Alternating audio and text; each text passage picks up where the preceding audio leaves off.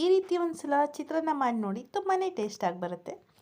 ಈ ಚಿತ್ರಾನ್ನದಿಂದ ನಮಗೆ ಥಂಡಿ ನೆಗಡಿ ಶೀತ ಏನೇ ಆಗಿದ್ರೂ ಕೂಡ ಬೇಗ ಗುಣ ಆಗುತ್ತೆ. ಯಾಕಂದರೆ ಇದನ್ನು ಮಾಡ್ತಾ ಇರೋದು ದೊಡ್ಡ ಪತ್ರೆ ಎಲೆಯಿಂದ. ಈ ಚಿತ್ರಾನ್ನ ತುಂಬಾ ಚೆನ್ನಾಗಾಗುತ್ತೆ. ಹಾಗಿದ್ರೆ ಬನ್ನಿ ವಿಡಿಯೋನ ಶುರು ಮಾಡೋಣ. ವಿಡಿಯೋ ಶುರು ಮಾಡೋಕ್ಕೂ ಮುಂಚೆ ಯಾರೆಲ್ಲ ನನ್ನ ಚಾನಲ್ನ ಫಸ್ಟ್ ಟೈಮ್ ನೋಡ್ತಾ ಇದ್ದೀರೋ, ವಿಡಿಯೋ ಇಷ್ಟ ಆದರೆ ನನ್ನ ಚಾನಲ್ಗೆ ಸಬ್ಸ್ಕ್ರೈಬ್ ಮಾಡಿಕೊಂಡು ಆಲ್ ಅಂತ ಬೆಲ್ಲೈಕನ್ನ ಕ್ಲಿಕ್ ಮಾಡ್ಕೊಳ್ಳಿ. ಇದರಿಂದ ನಾನು ಹಾಕೋ ವೀಡಿಯೋಸ್ದು ನೋಟಿಫಿಕೇಷನ್ನು ನಿಮಗೆ ಮೊದಲಿಗೆ ಬರುತ್ತೆ. ಹಾಗೆಯೇ ವಿಡಿಯೋಗೆ ಒಂದು ಲೈಕ್ ಮಾಡಿ. ನೀವು ಲೈಕ್ ಮಾಡೋದ್ರಿಂದ ನಾನು ತುಂಬಾ ವೀಡಿಯೋಸ್ ಮಾಡೋದಕ್ಕೆ ನನಗೆ ಪ್ರೋತ್ಸಾಹ ಕೊಟ್ಟಾಗ ಆಗುತ್ತೆ. ಈ ರೀತಿ ಚಿತ್ರಾನ್ನ ಒಂದು ಸರಿ ಮಾಡಿಬಿಟ್ಟು ನನಗೆ ಮಿಸ್ ಮಾಡದೆ ಕಮೆಂಟ್ ಮಾಡಿ. ಇವಾಗ 10 ದೊಡ್ಡ ಪತ್ರೆ ಎಲೆನ ತೊಗೊಂಡಿದ್ದೀವಿ. ಆ ದೊಡ್ಡ ಪತ್ರೆ ಎಲೆನ ಚೆನ್ನಾಗಿ ತೊಳ್ಕೊಬೇಕು. ತುಂಬಾ ಮಣ್ಣೆಲ್ಲ ಇರುತ್ತದು. ಮಣ್ಣೆಲ್ಲ ತಕ್ಕೊಂಬಿಟ್ಟು ಚೆನ್ನಾಗಿ ತೊಳೆದು ಮೇಲ್ಗಡೆ ತುದಿ ಭಾಗ ಇರುತ್ತಲ್ವ, ದಂಟು, ಅದನ್ನೆಲ್ಲ ಕಟ್ ಮಾಡಿ ಬಿಸಾಕಿ. ಅದೇನು ಬೇಕಾಗಲ್ಲ ನಮಗೆ. ಈ ಎಲೆನ ಮಿಕ್ಸರ್ ಜಾರ್ಗೆ ಹಾಕ್ಕೊಳ್ತಾ ಇದ್ದೀನಿ. ಹಾಗೆ 1 ಕಪ್ ಆಗೋಷ್ಟು ಕಾಯಿ ತುರಿನ ಹಾಕ್ಕೊಳ್ತಾ ಇದ್ದೀನಿ. ಖಾರಕ್ಕೆ ಬೇಕಾದಷ್ಟು ಮೆಣಸಿನ್ಕಾಯಿ ನೋಡಿ ಹಾಕ್ಕೊಳ್ಳಿ. ನಾನಿಲ್ಲಿ 4 ಮೆಣಸಿನ್ಕಾಯಿನ ಹೀಗೆ ಮುರಿದ್ಬಿಟ್ಟು ಹಾಕ್ಕೊಳ್ತಾ ಇದ್ದೀನಿ. ಸ್ವಲ್ಪ ನೀರು ಹಾಕ್ಕೊಂಡು ಇದನ್ನು ನೈಸಾಗಿ ಪೇಸ್ಟ್ ಮಾಡ್ಕೊಂಬರ್ಬೇಕು.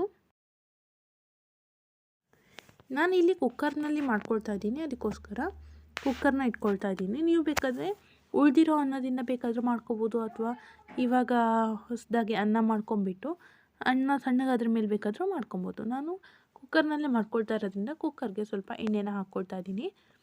ಸೇಮ್ ಪ್ರೊಸೀಜರ್ನ ನೀವು ಅನ್ನ ಮಾಡಿಬಿಟ್ಟು ಬೇಕಾದರೂ ಮಾಡ್ಕೊಬೋದು.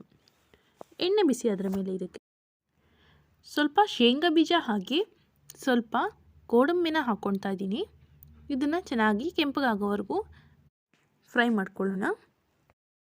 ಈಗ ಗೋಡಂಬಿ ಮತ್ತು ಶೇಂಗಾ ಬೀಜ ಕೆಂಪಗಾಗಿದೆ.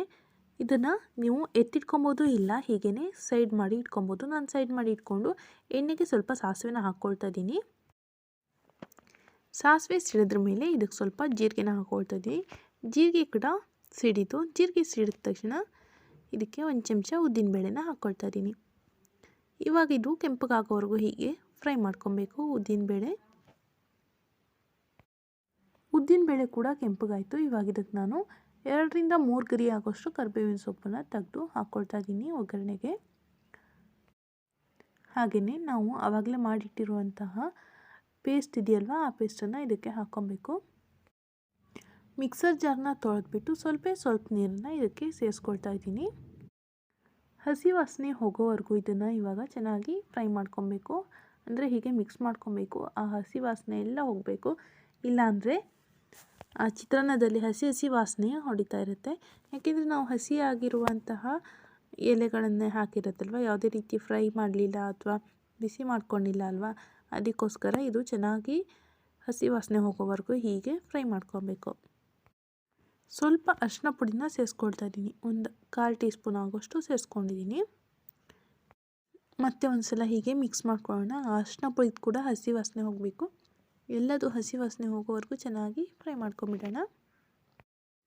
ನಾನು ಯಾವಾಗಲೂ ಲೋಟದ ಅಳತೆಯಲ್ಲೇ ಮಾಡೋದು. ಪಲಾವ್ ಆಗಲಿ ರೈಸ್ ಐಟಮ್ ಏನೇ ಮಾಡೋದಾದರೂ ನಾನು 1/4 ಲೀಟ್ರ್ ನೀರು ಹಿಡಿಯುವಂತಹ ಒಂದು ಲೋಟದಲ್ಲಿ 1 ಲೋಟ ಅಕ್ಕಿ ತೊಗೊಂಡಿದ್ದೀನಿ. 1 ಲೋಟ ಅಕ್ಕಿಗೆ 2 ಲೋಟ ನೀರನ್ನು ಸೇರಿಸ್ಕೊಳ್ತಾ ಇದ್ದೀನಿ. ಈಗ ರುಚಿಗೆ ಬೇಕಾದಷ್ಟು ಉಪ್ಪನ್ನು ಹಾಕ್ಕೊಳ್ತಾ ಇದ್ದೀನಿ. ಈಗ ಈ ನೀರು ಚೆನ್ನಾಗಿ ಕುದಿ ಬರಬೇಕು. ಕುದಿ ಬರ್ತದೆ. ಕುದಿ ಬರೋ ಟೈಮ್ನಲ್ಲಿ ಅಕ್ಕಿನ ಸೇರಿಸ್ಕೊಳ್ತಾ ಇದ್ದೀನಿ. ಈಗ ಒಂದು ಸಲ ಹೀಗೆ ಕೈ ಆಡ್ಕೊಂಬಿಡೋಣ. ಕೊನೆಯದಾಗಿ ನಾನಿಲ್ಲಿ 1 ಇಡೀ ನಿಂಬೆಹಣ್ಣಿನ ರಸನ ತೆಗೆದಿಟ್ಕೊಂಡಿದ್ದೆ. ಆ ನಿಂಬೆಹಣ್ಣಿನ ರಸ ಕೂಡ ಹಾಕ್ಕೊಳ್ತಾ ಇದ್ದೀನಿ. ಇವಾಗ ಅಕ್ಕಿ ಕತ ಅಂತ ಕುದೀತದೆ. ಈ ಟೈಮ್ನಲ್ಲಿ ನಾವು ಕುಕ್ಕರ್ನ ಮುಚ್ಚಳನ ಮುಚ್ಚಿ, ನೀವು ಅನ್ನಕ್ಕೆ ಎಷ್ಟು ವಿಷಲ್ ತೆಗೆಸ್ತಿರಲ್ಲ ಅಷ್ಟು ವಿಷಲ್ ತೆಗೆಸಿ. ನಾನು ಯಾವಾಗಲೂ ಕುಕ್ಕರ್ನಲ್ಲಿ ವಿಷಲನ್ನು ತೆಗ್ಸೋದಿಲ್ಲ. ನಾನು ಕುಕ್ಕರ್ ವಿಷಲ್ ಹೊಡಿತಿದ್ದಾಗೆ ಹೇಗೆ ಪಲಾವ್ ಮಾಡೋದು ಅಂತ ರೆಸಿಪಿನ ಶೇರ್ ಮಾಡಿದ್ದೀನಿ. ಅದನ್ನು ಬೇಕಾದರೆ ನೀವು ನೋಡಿ, ಎಂಡ್ ಕಾರ್ಡಲ್ಲಿ ಹಾಕಿರ್ತೀನಿ ನೋಡಿ. ನಾನಿವಾಗ ಕುಕ್ಕರ್ನ ಮುಚ್ಚಳನ ತೆಗಿತಾ ಇದ್ದೀನಿ. ಅಂದರೆ ರೈಸ್ ಆಗಿ ನಂತರ ನಾನು ಕುಕ್ಕರ್ನ ಮುಚ್ಚಳನ ತೆಗಿತಾ ಇದ್ದೀನಿ. ನೋಡಿ ಎಷ್ಟು ಚೆನ್ನಾಗಿ ಬಂದಿದೆ, ಎಷ್ಟು ಚೆನ್ನಾಗಿ ಉದ್ರುದ್ರಾಗಿ ಬಂದಿದೆ ಅಂತ ನೀವೇ ನೋಡ್ತಾ ಇರ್ಬೋದು. ಎಲ್ಲೂ ಕೂಡ ಅಂಟಿ ಕುತ್ಕೊಳ್ತಾ ಇಲ್ಲ ಅನ್ನ. ಮತ್ತು ಏನಪ್ಪ ಅಂದರೆ ಒಂದು ಉದ್ರುದ್ರಾಗಿ ಬರಬೇಕು ಅಂತಂದರೆ ಅನ್ನ ಯಾವಾಗಲೂ ತಣ್ಣಗಾಗಬೇಕು. ಕುಕ್ಕರ್ ವಿಷಲ್ ಇವಾಗ ಹೊಡೆಯುತ್ತಲ್ಲ, ನೀವು ಕುಕ್ಕರ್ ವಿಷಲ್ ತೆಗ್ಸೋ ಹಾಗಿದ್ರೆ ವಿಷಲ್ ಹೊಡೆದಾದ್ರ ಮೇಲೆ ಪ್ಲೆಸರೆಲ್ಲ ಹೋಗುತ್ತಲ್ಲ, ಹೋದ ತಕ್ಷಣಕ್ಕೆ ನೀವು ಕುಕ್ಕರ್ನ ಮುಚ್ಚಳ ತೆಗೆದ್ಬಿಟ್ಟು ಹೀಗೆ ಮಿಕ್ಸ್ ಮಾಡೋದಕ್ಕೆ ಹೋಗಬೇಡಿ. ಕುಕ್ಕರ್ನ ಮುಚ್ಚಳನ ಓಪನ್ ಮಾಡಿ ಒಂದು 5-10 ನಿಮಿಷ ಬಿಡಿ. ಆವಾಗ ತಣ್ಣಗಾಗತ್ತಲ್ವ, ಆವಾಗ ನೀವು ಹೀಗೆ ಮಿಕ್ಸ್ ಮಾಡಿ. ಆವಾಗ ಉದ್ರಾಗಿ ತುಂಬಾ ಚೆನ್ನಾಗಿ ಬರುತ್ತೆ.